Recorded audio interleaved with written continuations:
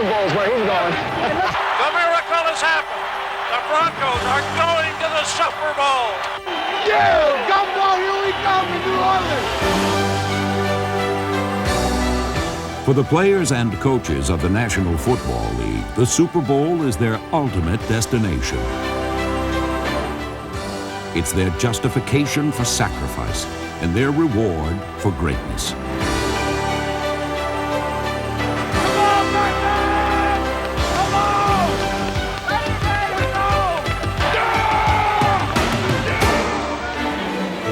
For the fans, the Super Bowl is America's winter sports spectacle.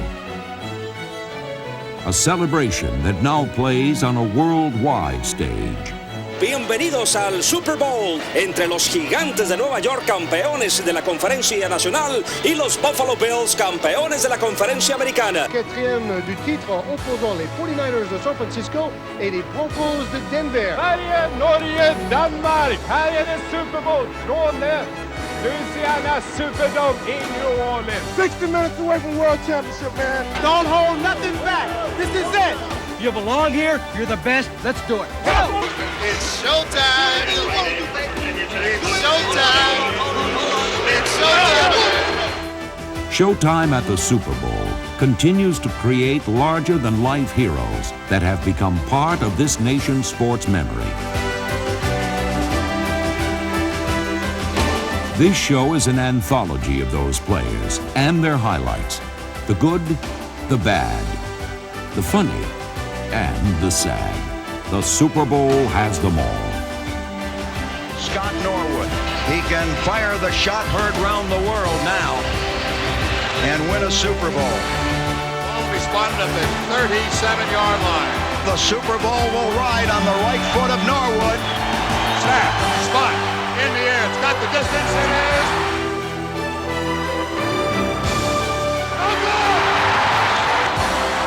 Giants have won. Super Bowl 25.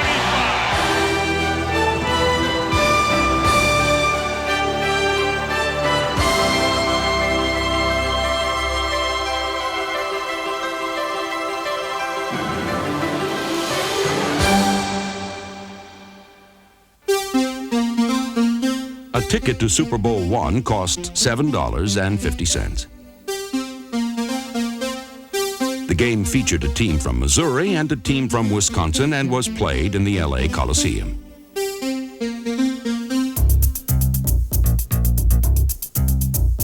Curiosity brought out the Beverly Hills paparazzi. But the game itself failed to sell out.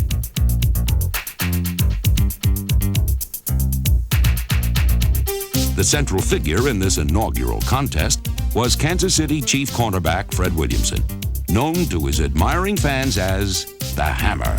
If I tell you that Boyd Dial is not going to catch a pass, it's because I believe it. If I tell you Carroll Dale is going to be spending half the game on his behind, it's because I believe it. As a matter of fact, the first fake Boyd Dial gave me, they carried him off the field after that. He caught one pass, was slanting over the middle, and I said, this is just what I'm looking for. Here's a guy 6'7", 6'8", coming across on a slant end on the hammer. And I hit him with everything that I had, and they took him off the field because the shoulder was no longer normal. Enter reserve wide receiver Max McGee, whose pregame preparation did not receive the Vince Lombardi seal of approval. I just had to go out and see the lights on Sunset Strip, so out I went, and as you go in the bars, you meet people, and I met a couple of airline stewardesses from Chicago. I definitely made breakfast the next morning with the team, and I felt pretty doggone, I didn't feel that bad, but I didn't expect to get in this football game. And when Bart threw the first touchdown pass, as the film shows, Bart got a little rush on it and threw a pretty bad pass, and it was behind me. And I said, well, I better reach back and try to break up this interception. And that's when I reached back, and the ball stuck right there. I mean, just the end of the ball right there, and I put it under my arm. It looked like we'd practiced it all year, So that was the first Super Bowl touchdown. The prodigal pass catcher scored twice, and the game's most pivotal play was also its most memorable. Willie Wood's second-half interception, the catalyst for a 3-touchdown outburst that resulted in a decisive 35-10 Packer victory. Oh, yes. And as for the hammer, Well, I had set myself up because I was the Pied Piper. The Green Bay Packers are going to get the hammer. Donnie Anderson came around, and his knee hit me right on the smack right here in the forehead, and I went down. And I was a little woozy. The hammer! You know who got hurt? The hammer. The hammer! They nailed the hammer. Hey, Slap, the hammer got it! Really? I'm the clown of the football field now because I'm out. They got the hammer. They said, come on, get up. And I refused to get up. I'm embarrassed. They came and they dragged me off the field and dumped me on the sidelines. When they dumped me, I jumped up and I waved at my fans to let them know I was all right.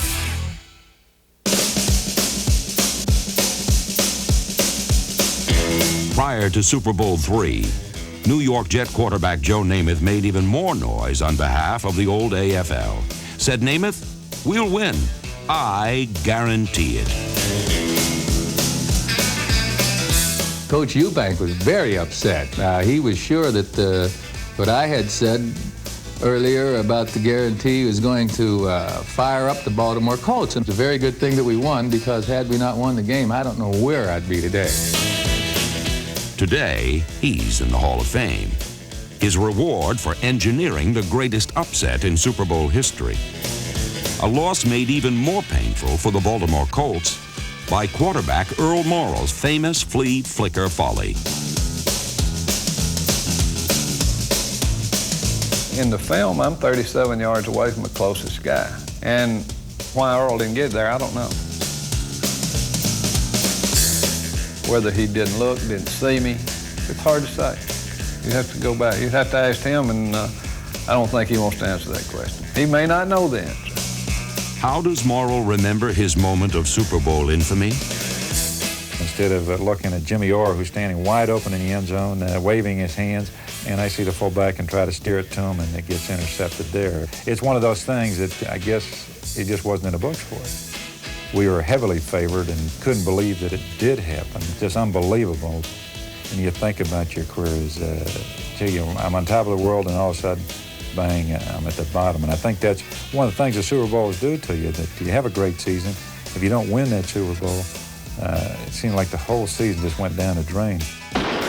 A myth was buried, and a legend was born. Yet one still must wonder, what if that flea flicker hadn't gotten all fouled up?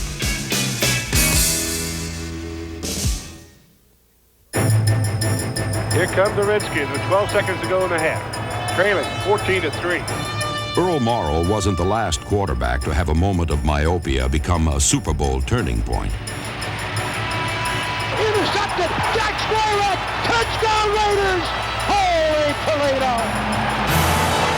Screen pass, and they looked like they knew it was coming. I guarantee they looked like they knew that play was coming. In a meeting earlier that season, a Joe Theismann to Joe Washington screen pass in an identical game situation caught the Raiders by surprise and set up a Redskin field goal.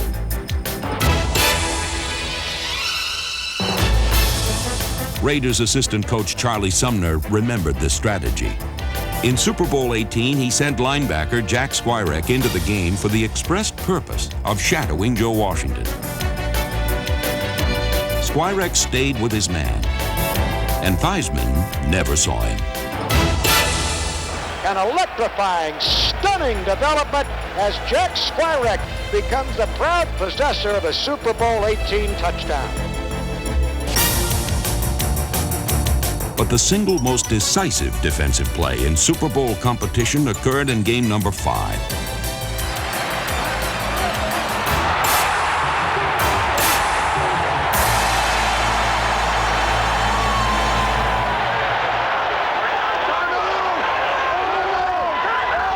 With just seconds remaining and the score tied at 13, Mike Curtis's interception set the stage for a cool rookie place kicker.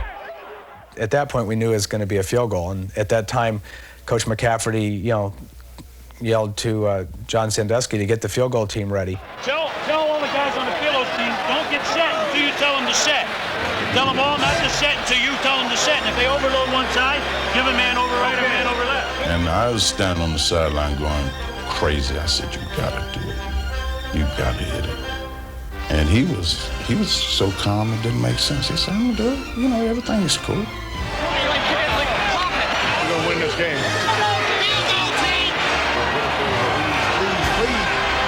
I was begging, pleading, come on, Jim. And as soon as he hit the ball, the sound of it, I knew it was going to be good. O'Brien is ready. 9 seconds showing on the clock. The Cowboys and the Colts all tied up. There is the snap. The kick is up. It is long enough. It hits! A 32-yard field goal by Jimmy O'Brien. It is good. And the Baltimore Colts have just won themselves the Super Bowl if they can last out the last 5 seconds. The fact is, outstanding defensive performances usually go hand in hand with Super Bowl victories.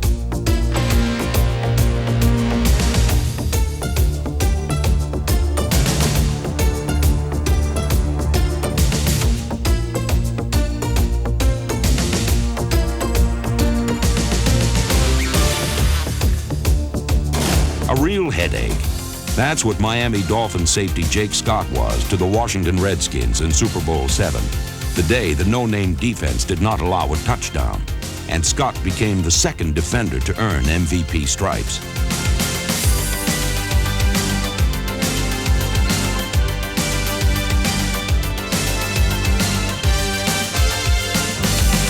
In Super Bowl XII, Doomsday dominated Denver, and Cowboy defensive end Harvey Martin shared MVP honors with pass rushing colleague Randy White. In Super Bowl XX, any member of the Chicago Bear pass rush could have been named MVP.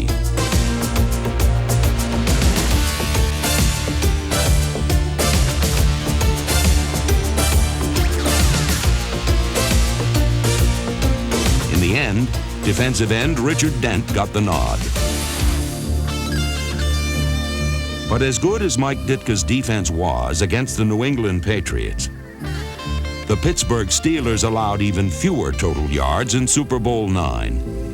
Like the no-names in Super Bowl VII, the mighty Steel Curtain did not allow a touchdown. The last time that's ever been accomplished in Super Bowl competition.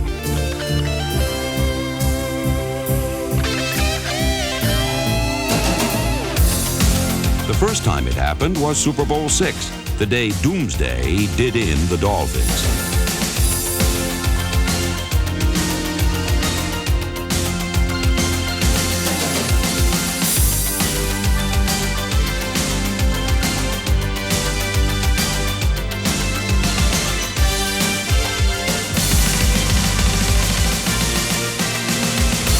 One year after their last-second loss to the Colts, Chuck Howley and the Cowboys allowed Miami a mere field goal. Then chased Dolphin quarterback Bob Greasy into the Super Bowl Hall of Shame.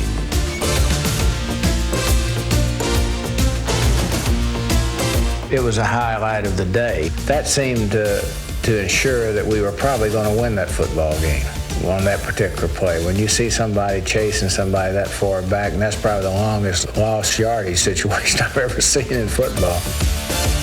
Greasy's retreat epitomized Miami's frustration, but he and his talented teammates would not be down long.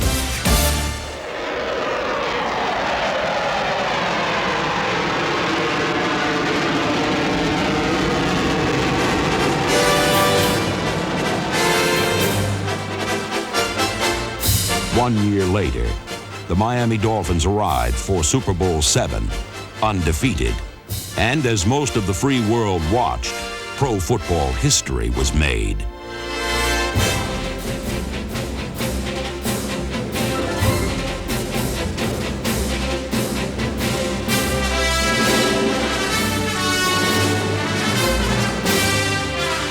A power ground game, punctuated by timely passing, helped Miami build a 14-0 halftime lead.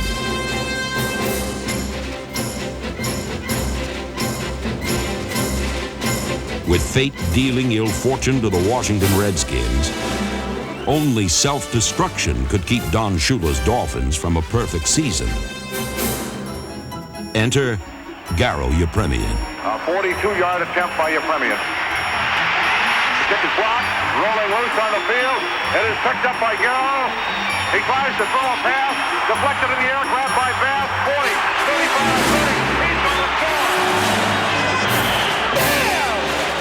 I'm sure that he visualized himself catching a blocked field goal and throwing a touchdown pass, and that probably was the most upsetting thing that's ever happened to me. When Garrow came over to the sideline, and I was pretty upset and let him know it. And how does the tiny tie maker from Cyprus remember the event? When I looked up, Bill Brundage was in front of me, and of course when he's in front of me and I'm 5'7" with my hair up, and he's in front of me is 6'4", 270 pounds, I couldn't see anything downfield. So, and I didn't realize my hands were too small. The ball just slipped out of my hands. And Mike Bass was a very good friend of mine, and since then we were much better friends. Picked it up and went for a touchdown. The only thing that bothers me is I didn't do it often enough. If I had thrown the pass more often, maybe I would have been a color analyzer on one of the networks. The Dolphins held on to complete the NFL's first ever perfect season. But their unparalleled sporting achievement often takes a backseat to the comic footnote that accompanied it. But for the Dallas Cowboys and tight end Jackie Smith, Super Bowl 13 was no laughing matter. Roger back to throw, has a man open in the end zone, caught, touchdown, drop! Dropped in the end zone, Jackie Smith all by himself. I was embarrassed, humiliated to a great extent. And there were some unfair things, not unfair, just the press, said in the paper. And I never do pay much attention to those things, good or bad, and I didn't read it, but my wife read it, and she started crying, and got her real upset. Probably the most disappointing thing in my career is when Jackie dropped the ball, in the Super Bowl, because he wanted that win so bad.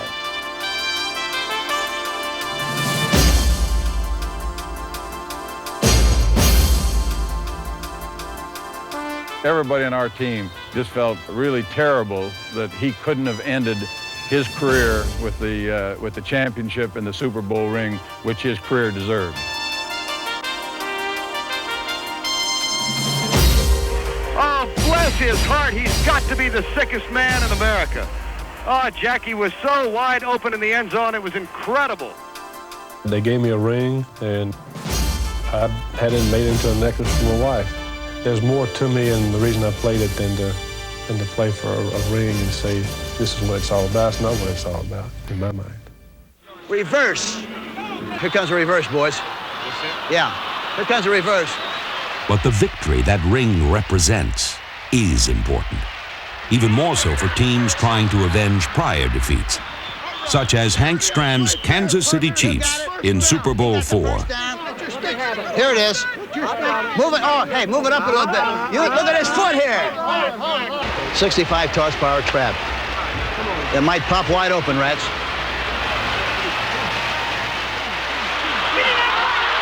Was it there, boys? Was that there, Rats? Nice going, baby. Yes, sir, Rats. Yes, sir, boys. Yeah! The Mentor. 65 horsepower trap. Yeah! Yeah! I tell you that baby is there. Yes, sir, boys.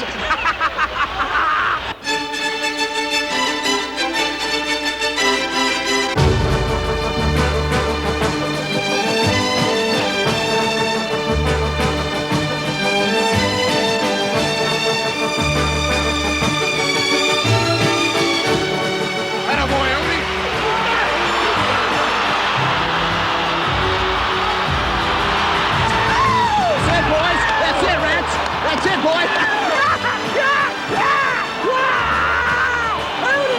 Yes, sir, Rats. Yeah, that's it, boy. Nice going. Where's Otis? Where's Otis? Where's Mo? Otis. Yeah. That's the way to inject that ball over the goal line. That's it. While the Chiefs were winners in their second Super Bowl appearance, the Vikings' lopsided loss would only be the beginning of a record run of futility. 3 more times in the next 7 seasons, Minnesota ruled the NFC. Each time the Vikings were hammered in the Super Bowl. And all 3 defeats were marked by record-setting offensive performances by their opponent.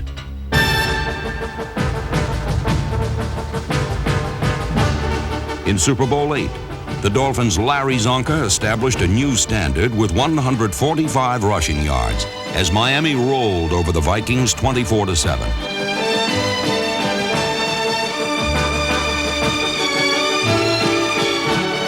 It was a record that lasted only 1 year.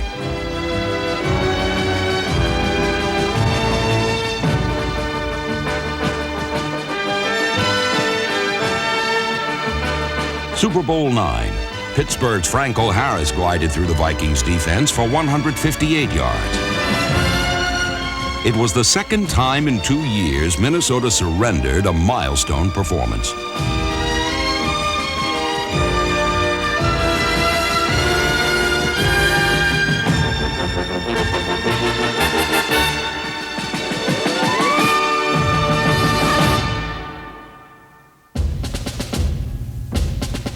Two years later, the Oakland Raiders won their first NFL championship at the Vikings' expense. The largest Super Bowl crowd yet watched the Raiders amass 429 yards of offense, the most in the game's 11-year history. But the lingering image of Super Bowl XI was captured by the Raiders' defense. One play that stands as a monument to silver and black intimidation.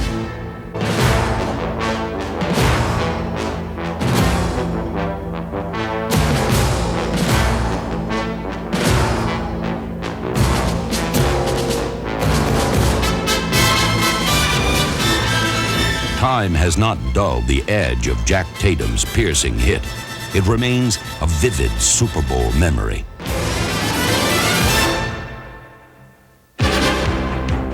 So does this 75-yard interception return by Willie Brown that sealed the Raiders' 32-14 victory. Willie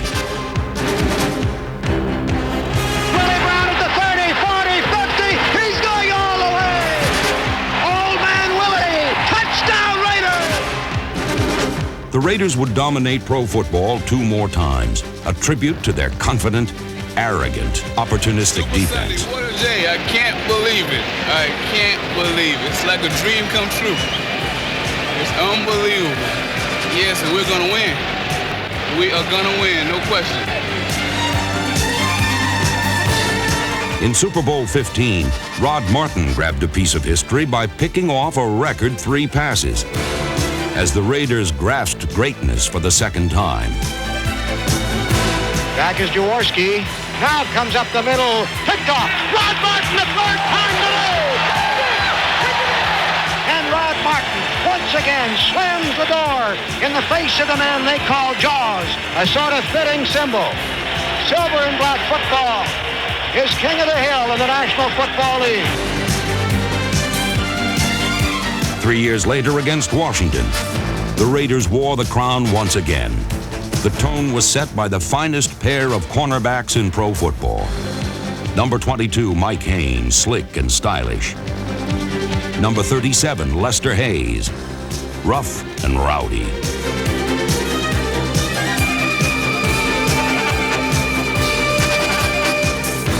The game's MVP was Marcus Allen, whose record 191 rushing yards included this masterpiece. Getting to Allen, sending him wide left. He has to reverse his field, but he gets away for a moment. Comes back up the middle of 30, 25, 40. Takes past 2 men at the 50, down to the 40, picking up a blocker, to the 20, to the 10, to the 5. Touchdown Raiders!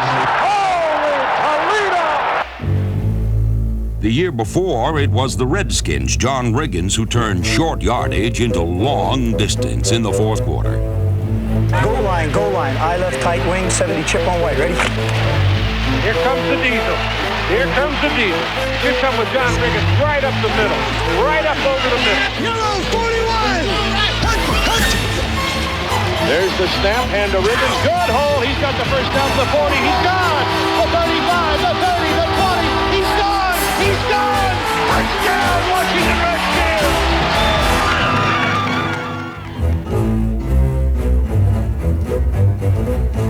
Riggins' run propelled Washington to its first Super Bowl title. As a single play, it has earned a place among the most memorable moments in NFL championship history.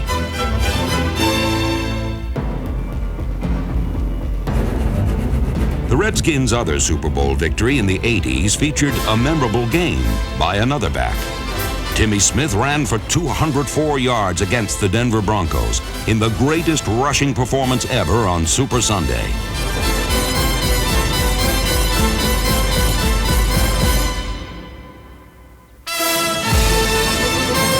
But Super Bowl 22 will always be remembered for Doug Williams and what will forever be known as the quarter.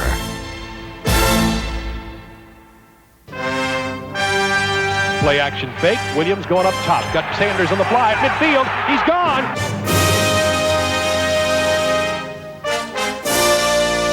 This 80-yard touchdown on Washington's first offensive play of the second quarter ignited the most stunning 15 minutes of football in NFL history. Well, Doug Williams and company light it up, and they're back in this game. Yes, sir. We're coming back. We're going to do it. Williams to pass, lobs it up. He's got Clark at the goal line. He's got it. Touchdown, Washington Redskins. The Redskins have arrived. They woke up.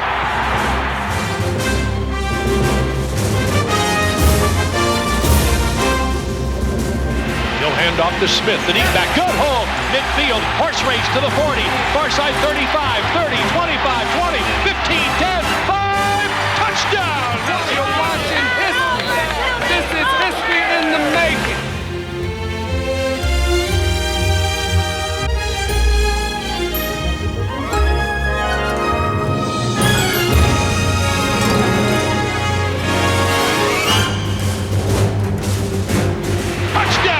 Washington Redskins. That's a new Super Bowl record. 4 touchdowns in 1 quarter. We are seeing a virtuoso performance.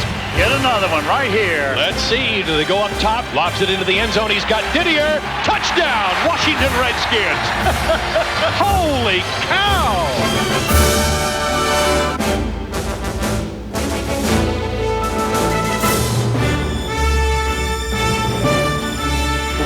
Valuable player of Super Bowl 22 is quarterback Doug Williams of the Washington Redskins. For one magical quarter, Doug Williams was the best who ever played. 15 minutes that will be forever frozen in time.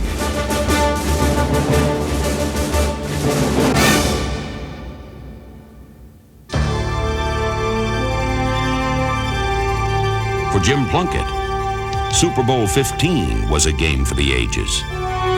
Yet 2 years before that historic day in New Orleans, Plunkett was released outright by the 49ers, his career seemingly over. The Raiders gave him the chance to rediscover faith, especially in himself. Plunkett drops back to pass, steps up, he looks, over the middle, he's got it, touchdown Raiders! Plunkett on a straight drop back. Steps up. Can't find anybody else. Takes off running to the left. Rolls on the move. And it's caught like King at the 40. He'll go all the way.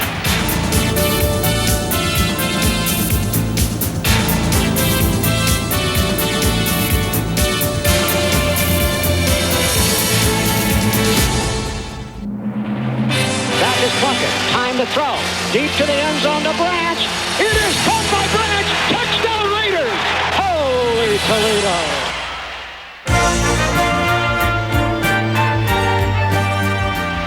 Jim Plunkett climaxing as great a comeback as sports has ever witnessed. Jim Plunkett's determined 3-touchdown performance earned him the MVP award.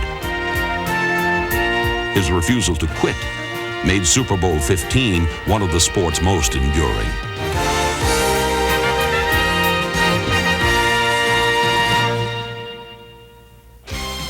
In fact, since the birth of the Super Bowl, nearly 2/3 of the MVPs have been quarterbacks. And in that honor roll of field generals, no one led a more personally heroic attack than Phil Simms. Against Denver in Super Bowl 21, the Giants quarterback rose to record a career-high performance.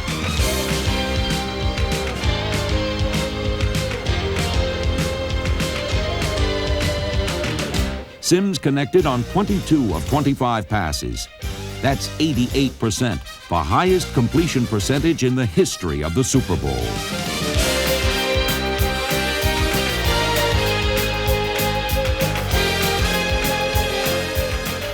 Sims' milestone performance is certainly one of the greatest single-game achievements in Super Bowl history. Yet no quarterback has created more lasting images than Terry Bradshaw. And no team has produced more memories than the Pittsburgh Steelers.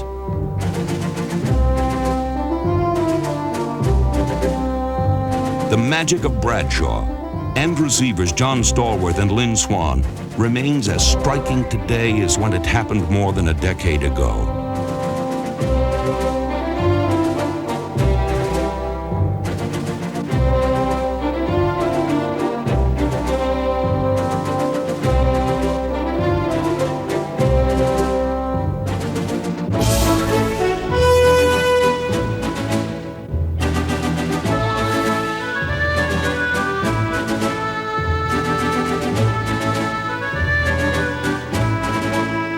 In a 6-year period, the Bradshaw-led Steelers won the Super Bowl 4 times, an unparalleled record of achievement.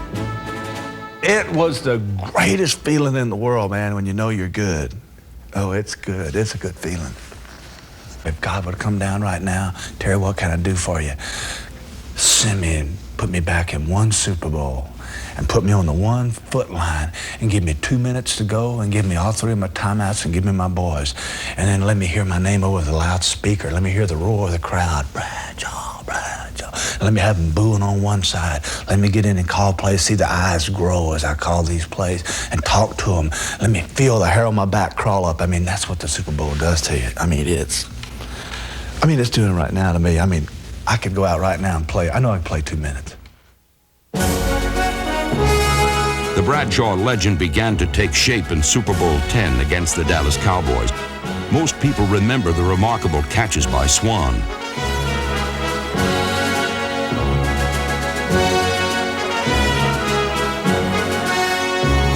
They were truly unforgettable and decisive. This fourth-quarter touchdown was the game winner.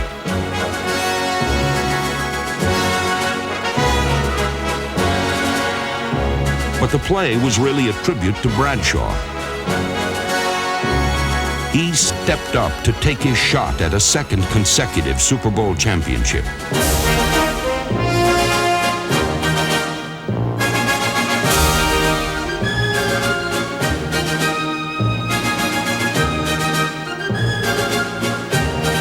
That one play stamped Bradshaw a winner. He had the heart and the will of a champion. Super Bowl 14 against the Los Angeles Rams. Again, fearless and focused in the pocket, and another touchdown to Swann.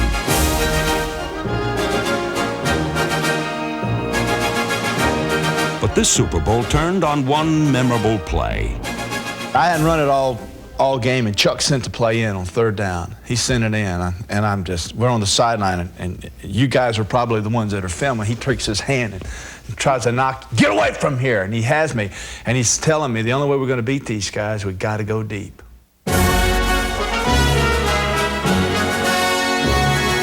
One of the best deep passers pro football has seen crafted a moment that elevated both himself and his team to a place in history. Bradshaw calls out the signals. Remember, Pittsburgh, the most dangerous fourth-quarter team in the NFL. Now Bradshaw pumping, firing downfield. There goes Stallworth. He pulls it in at the 30, the 20, the 10, the 5, and it's a touchdown for Pittsburgh. On the ball to Stallworth, and Stallworth beat Rod Perry. Oh, did he beat him? And the Steelers fire right back on the arm of Terry Bradshaw. It was a phenomenal catch. I mean, a phenomenal catch. And the defensive backs couldn't have missed that ball by more than a 1/4 of an inch.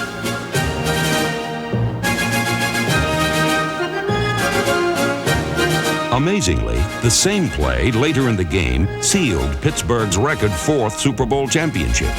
Bradshaw back to pass. He throws wrong down the center of the field for Stallworth.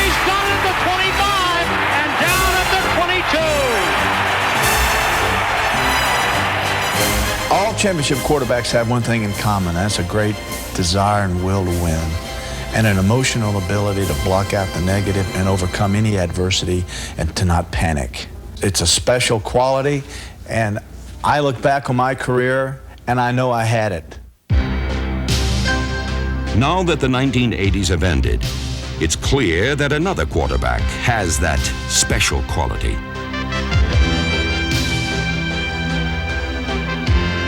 Joe Montana shares something else with Terry Bradshaw: 4 Super Bowl rings.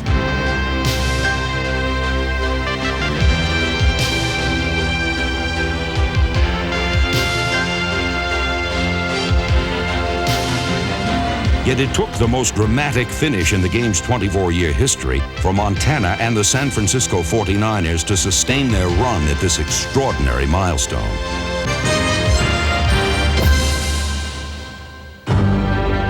Super Bowl 23.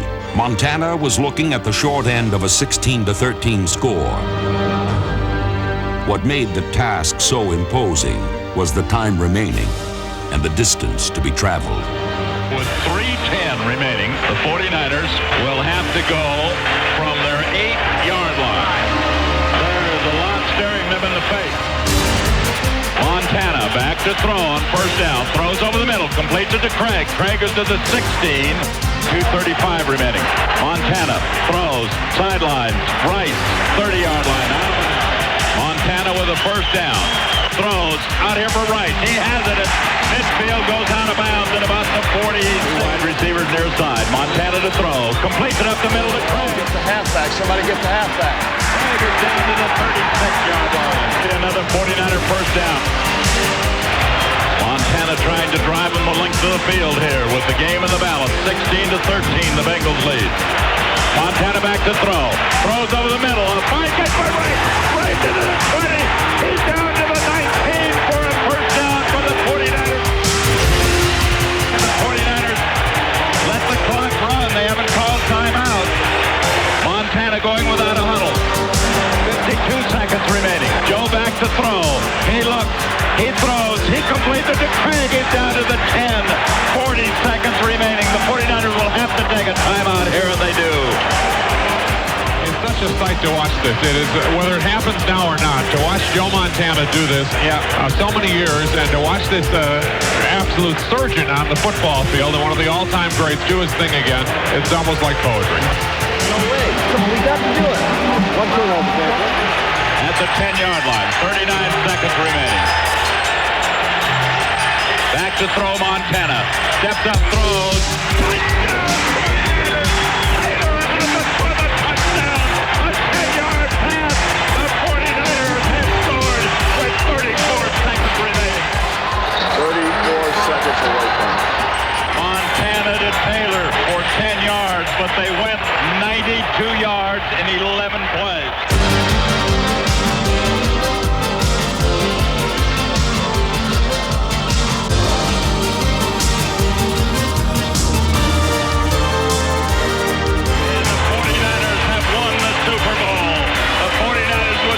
Super Bowl victories in the 1980s as they win it on a brilliant drive,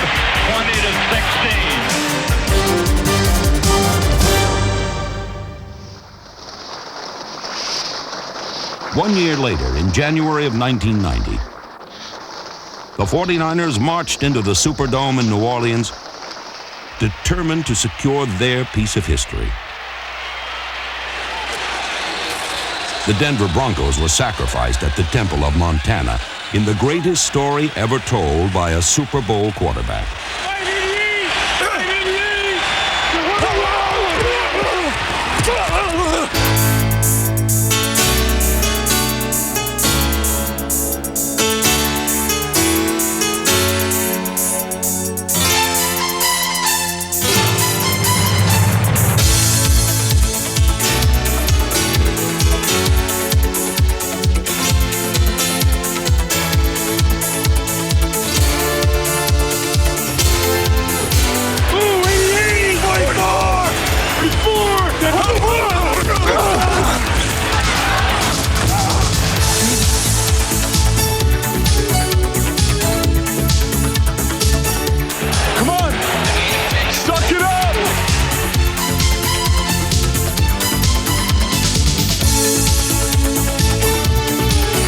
fake by Montana. Launches it for the end zone. Jerry Rice! Oh, what a catch by Rice. Touchdown, 49ers, 38-yard touchdown pass down the middle. You got to play a whole nother half. So, ain't nothing you can do. Beat, man. Get after it. 59 Razor! Black 59 Razor! In the second half, the carnage continued. Montana drops back to throw, looks over the field, goes for the end zone. Jerry Rice, touchdown, 49ers!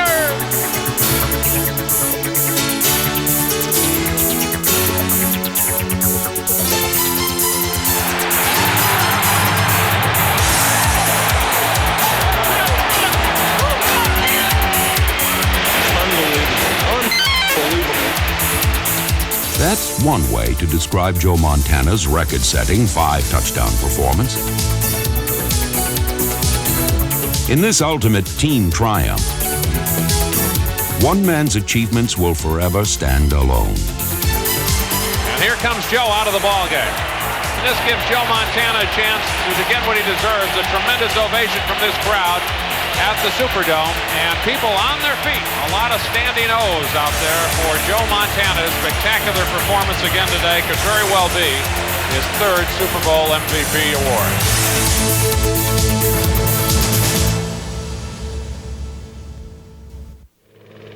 A year later, events in the Persian Gulf cast a long shadow over the silver anniversary of the Super Bowl. But in that quarter century of competition, the event had become more than just a game. Super Bowl 25 became a symbol of freedom and unity. For the players and the worldwide audience, the show would go on. So they raised the curtain on the most exciting and memorable Super Bowl ever played. Showtime, baby. What you talking about? Showtime. Talk to me. Talk to me. Showtime.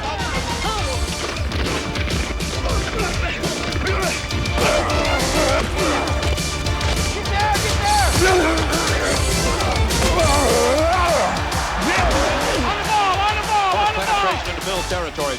Megan's on the right side, takes the handoff, and is tripped. He gets up on his feet, continues to move. 40, 45-yard line. The Giants controlled the flow at the outset and took a 3-0 advantage. But the lead vanished after little more than a minute under a stampede of Buffalo offense. Dropping back to pass, they blitz off the side. Here's a long throw downfield. And it is deflected and caught by Lofton. Hey, big legs. Good job, baby. The Bills' no-huddle offense had tied the game and had the Giants' coaching staff in knots trying to slow it down.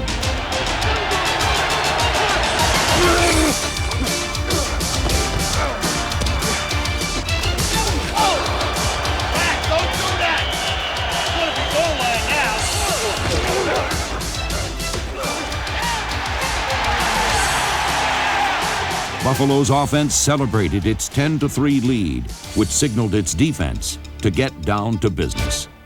It's time to put the heat on them now. Party's over, baby. Let's turn it up.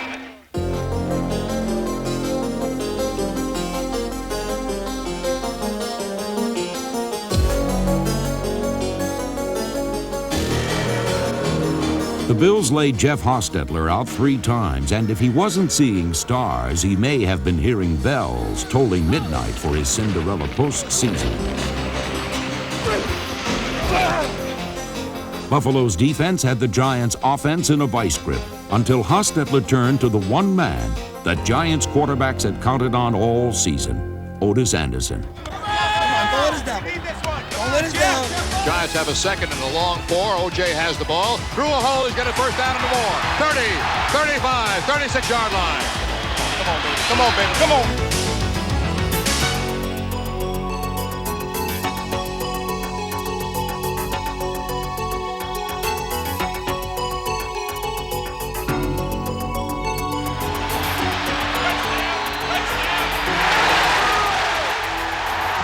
Well, we mentioned it was gut check time, and these Giants just passed that gut check. Came down and scored 7 when they needed it. New York began the second half by launching a drive that defined the very essence of Giant football, power football, that underscored exactly how they got to Super Bowl 25.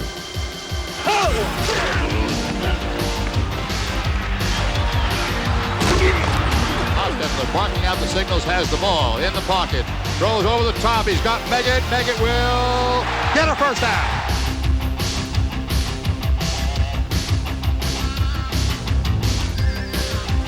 The Giants bashed downfield on a 14-play meat grinder, the most time-consuming drive in Super Bowl history. It was an assault spearheaded by MVP Otis Anderson and highlighted by Mark Ingram. 12-10 the score. Buffalo, third quarter. Hostetler has the ball and the snap. Throws. Complete. He's got Ingram for maybe a first down. He'll try to the 20. Yes, he's got it. After the catch, 7 yards and 5 tacklers lay between Ingram and a first down marker that appeared hopelessly out of reach.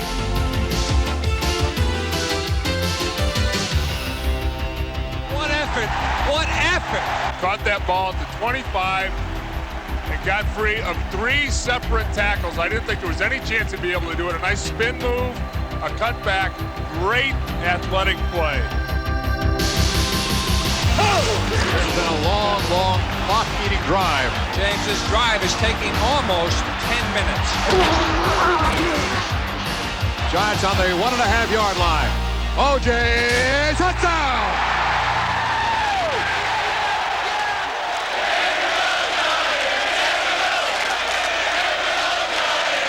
A lead that took the Giants 9.5 minutes to achieve was wrestled away by the Bills with a quick strike that took only 4 plays and a minute and a half.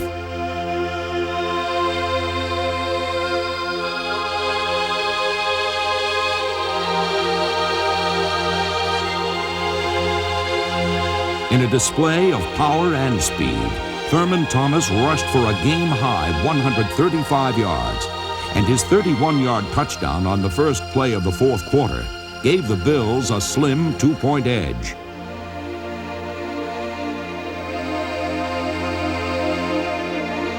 Hostetler and the Giants answered with yet another marathon 14-play journey as Matt Barr calmly drilled one more clutch postseason field goal.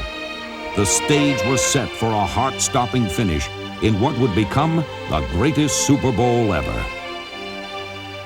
If you're a Bills fan now, you got to believe. If you're a Giants fan, now they say, hey, you got to hold them. In the final 2 minutes, the Bills raced desperately down to the New York 29. The Giants led by a single point. 8 seconds remained. The fate of both teams rested on the leg of Scott Norwood. Oh boy, hearts beat faster in Buffalo. High drama here in the Super Bowl. Here comes number 11, Scott Norwood. Incredible. What a fine game. What an absolutely fine game. Scott Norwood. He can fire the shot heard round the world now and win a Super Bowl. Ball will be spotted at the 37-yard line. The Super Bowl will ride on the right foot of Norwood. Snap, spot, in the air. It's got the distance. It is.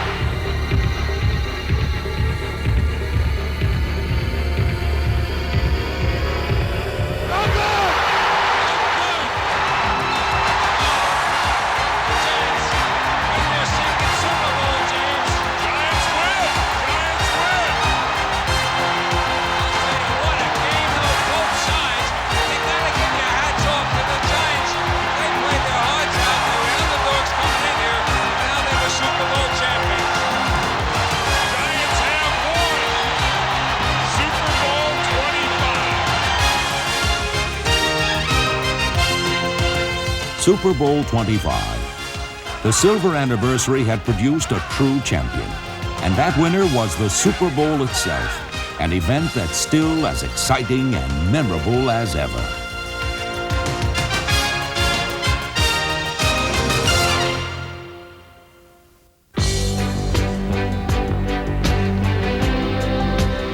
The Super Bowl is professional sports' true passion play. One game is all you get to shape your fate. With history the judge, the contest becomes epic in scope, grand in scale, larger than life. And make no mistake, history can be cruel to those who lose.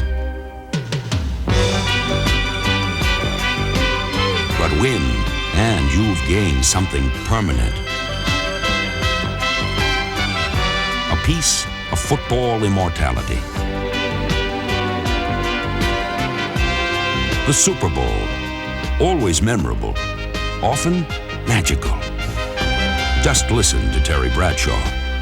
Every player, in my opinion, should have experienced at least one Super Bowl to know how different and how special the game really is. You can talk about it, we can show highlights, you can interview players like myself.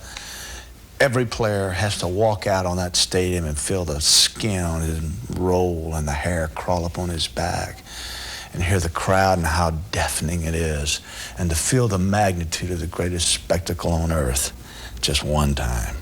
He'll never forget it.